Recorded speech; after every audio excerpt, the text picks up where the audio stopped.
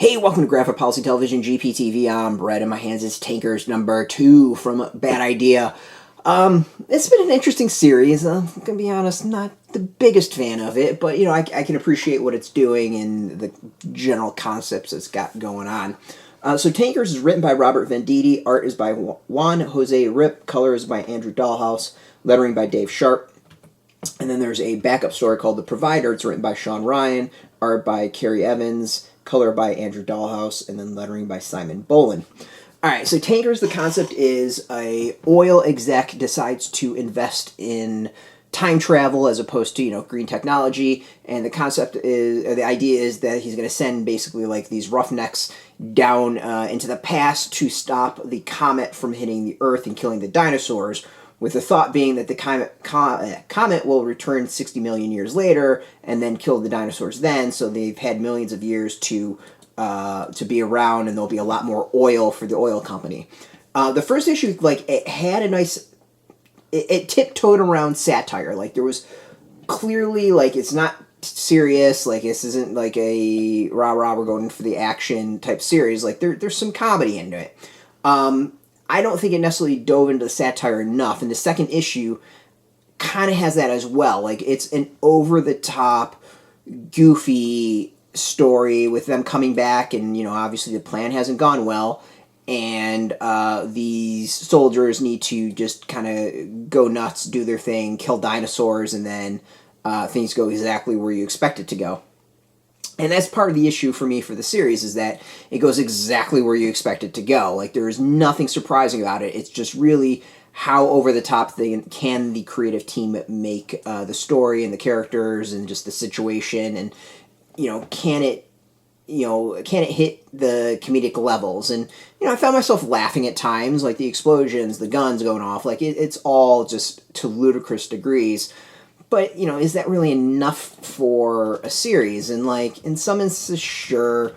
And there's definitely, a feel of, 80s action films of just the silliness about it. But for me, it's not quite enough. I think there's a lot of potential in the series. I think there's a lot of potential in the concept.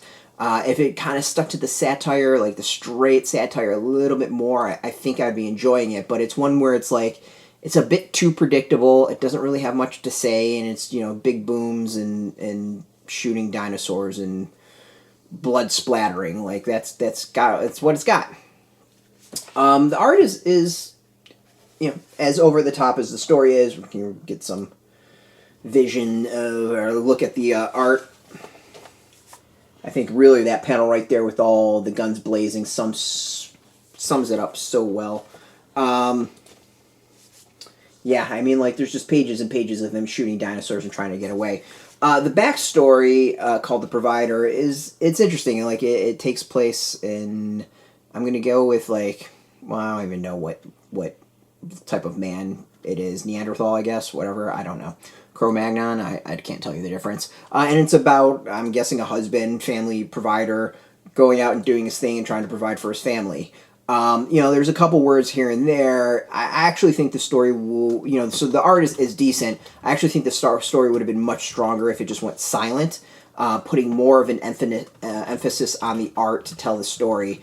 As is with the word uttering here and there, it's just I don't think they really had the word bear back then, so it kind of seems a little weird, where I think it'd be much more interesting if symbols were used, or it was just wordless, and we as readers kind of have to dive in a little bit more into that. That too, it's an okay story. The art, I think, is the strong suit of it, but again, it's kind of one where small tweaks I think could have made it so much better. Basically dropping any words at all I think would have gotten so much better about it. The one page is bear, fish, run, bear, close, attack.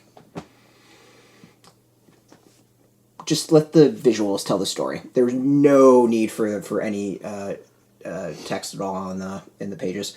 So overall, it's a good comic. It's entertaining. If you just really want to turn your brain off and enjoy, go for it. There's nothing horribly bad about Tankers. Just to me, it's it's a bit too predictable. You can see everything coming a mile away. So, we'll see where it all goes from here, and, hopefully it surprises me down the road. But as is, like, I got my predictions, and we'll see what happens, and we'll see how close I am to it. So, Tankers number 2 is on store shelves. This is, of course, obviously a little odd one since it's Bad Idea. It's limited shops. We'll have a link to where you can go and look for Bad Idea stores that you can purchase. We'll also have one affiliate link where you can purchase directly. It is affiliate links. So we get a small percentage by doing that. You help support our site, so thank you. Just watch our videos, you support us, so thank you for that. If you're into Bad Idea, if you're into Tankers, Robert Venditti, comics in general, check us out every single day at graphicpolicy.com. We're on Twitter, Facebook, YouTube, Tumblr, all at Graphic Policy, keeping it nice and consistent. Until next time, keep reading those comics, and keep it geeky.